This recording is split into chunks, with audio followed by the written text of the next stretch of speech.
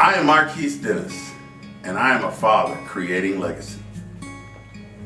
I was a dad as coming out of my teens, and I was just really not doing a great job at it. I was not present. I had a little bit of a circumstance as to how the pregnancy came about. And so I was just in this weird place, and I was trying to figure out, how do you even be a father? I didn't have one. Nobody showed me, and I used that as an excuse because all of the friends that I had, the people that are in my community at the time, they said that that was enough.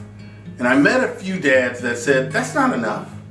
And so I ended up having to swallow that. And I had to be a dad. I had to be a man that was suffering silently. I suffered back and forth with suicide. And I thought to myself, you know what?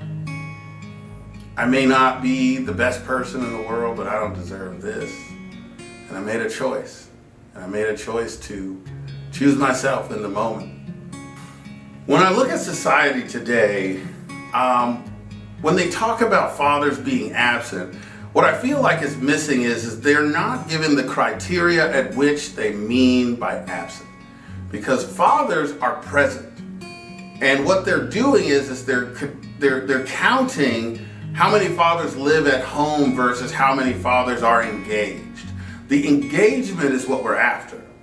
When we talk to dads, a lot of times they just say protector, provider. They don't know about what it looks like to nurture as a father. They don't know what it looks like to rough and tumble play as a father. They don't know what their words, what their voice, and what their presence does, what healthy boundaries and touch does to a young girl and to the heart of a young man. They don't know. So we want to restore that value by making sure that fathers know. Because when they know, it makes it easier to explain. It makes it easier to show up because you know what is good and what is not good. Fatherhood is one of the only jobs that people go into with zero training and expect to do great.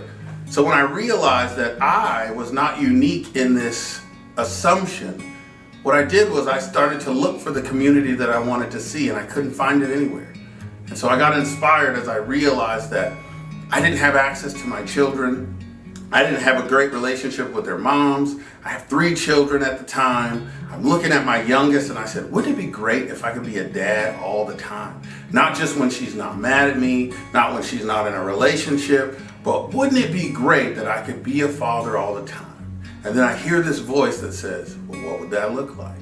And that was where the dream of Birthright Living Legacy came to be.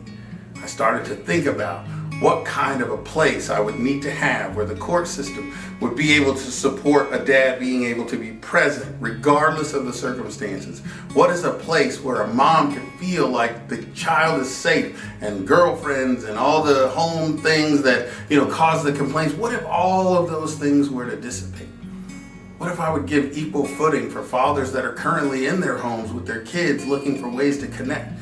How do they connect with other dads that don't have dads, that don't have grandfathers, that don't know? So I dreamed it up, and I started on a mission to create the community I wanted to see.